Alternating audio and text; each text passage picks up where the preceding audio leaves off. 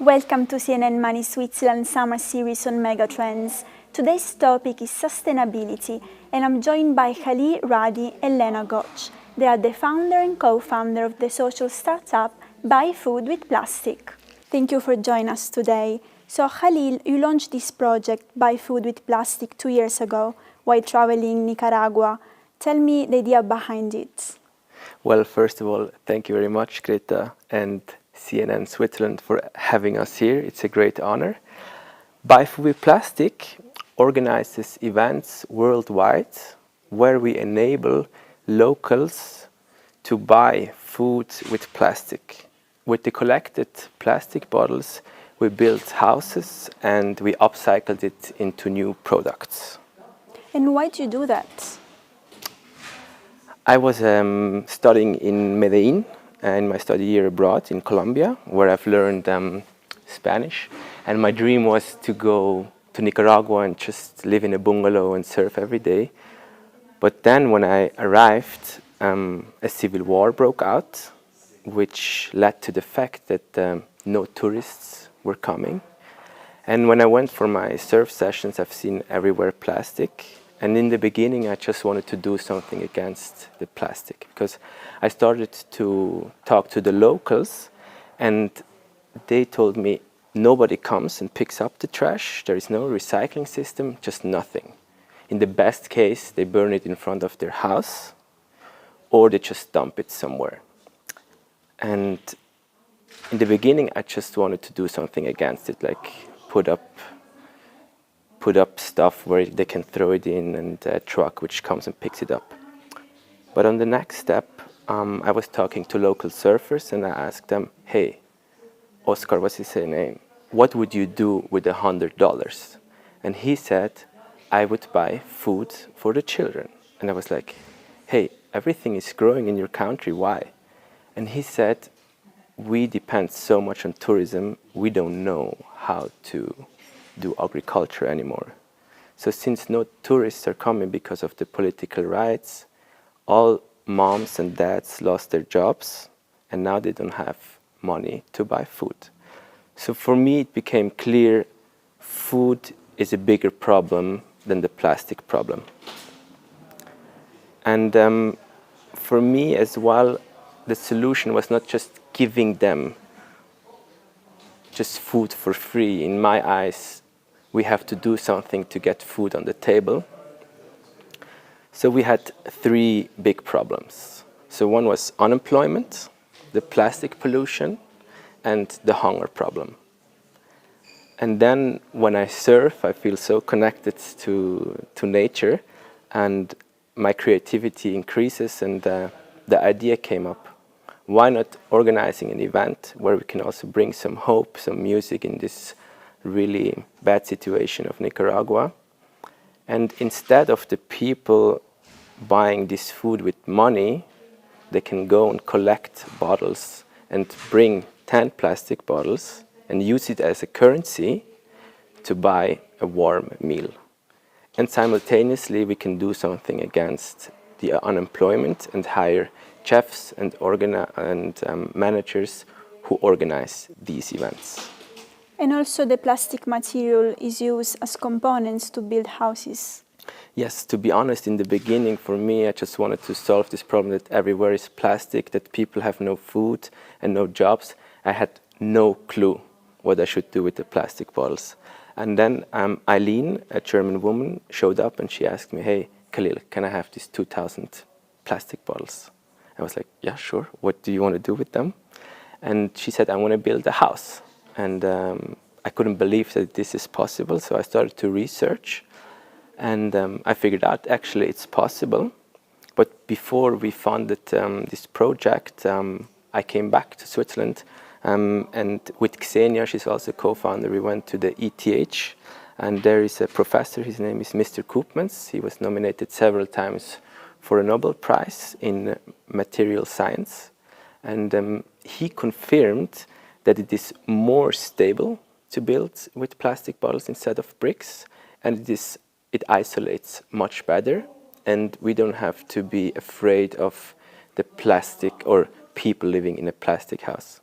So once we had this confirmation, we did a stand-up comedy charity event next to the Opera House in Zürich, raised 11,000 Swiss francs, and we've been able to build a house for a woman with 4 children. She was abandoned by her husband when they left their entire house, and now they live there. And Lena, you are the co-founder of this startup, but also you launched your own project, which wants to reduce food waste in Switzerland. What is it about? Exactly. So also from my side, thank you very much for having us here. So yes, our newest project, I would say, is called Social Food, which I founded during Corona times. Actually, during the lockdown, we had so much more time to focus on our organization, to professionalize, and also to make ideas happen that were in the mind for already some time. So yeah, that's when Social Food was born, which is actually or simply a service where I cook, I sell my food, and all the food sold, the income goes straight to the project.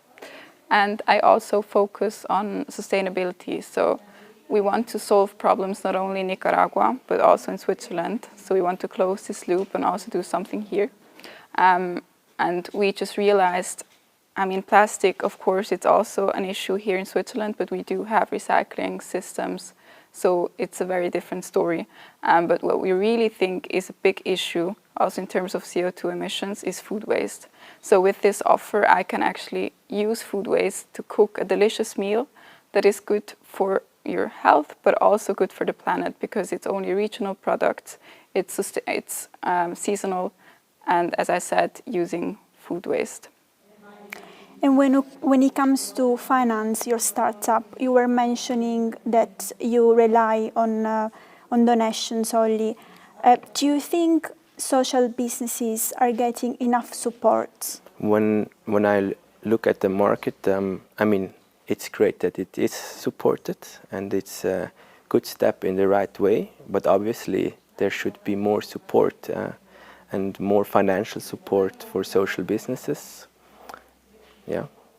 When it comes to a personal level, maybe to answer that question from a different perspective, I think for us every day it is so beautiful to see how many people are actually being engaged and want to help.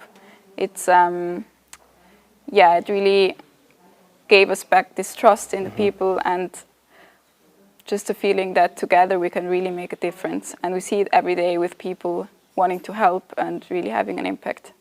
I mean, there is an increase, obviously, in how many social startups we have, more and more every year.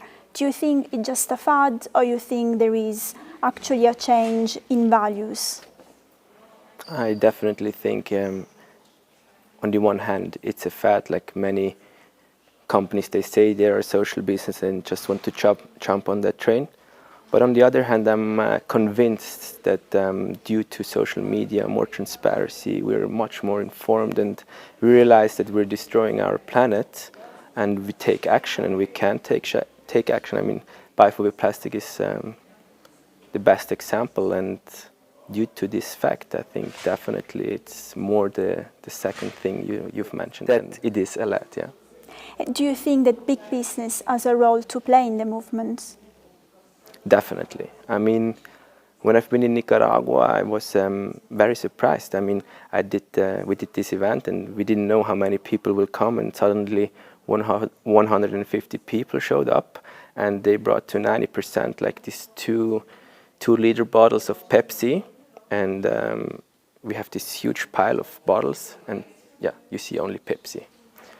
And I was asking myself, why? And I went to the supermarkets, and I figured out Pepsi sells Pepsi cheaper than water. So what happens is people obviously buy Pepsi, and they drink water from the sink, and they get diseases from it. So what I don't understand from Pepsi and Coca-Cola, I mean, they're wonderful multinationals. I mean, what they've been able to do is amazing, their network and everything. But what I can't answer is, why do they bring all these bottles to these very remote places, but don't give them the infrastructure and knowledge to recycle it properly? And in my eyes, they have the power to do that, and they should do that and take responsibility for the trash which they're bringing to these places. Well, you're definitely trying to give a hand with your startup. I wonder, what are your plans for the future? Our plans for the future... Do you want to expand in other countries? Yes, our goal is in the next 5 years to be in 10 countries active. We could already scale this. We could already scale bioplastic to Ghana, and now are analyzing India. CNNMoney, she's currently doing that, and we're sure it can be replicated all over the world. We have requests from Sri Lanka, from South Africa, from Nigeria, like from so many countries, and now we're doing professional fundraising, and we need 5 million Swiss francs for the next 5 years to do that. Lena and Khalil, thank you so much for being with us today, and I really wish you the best for the expansion of your startup. Thank you, Greta. It was a pleasure. Thank you for being with us.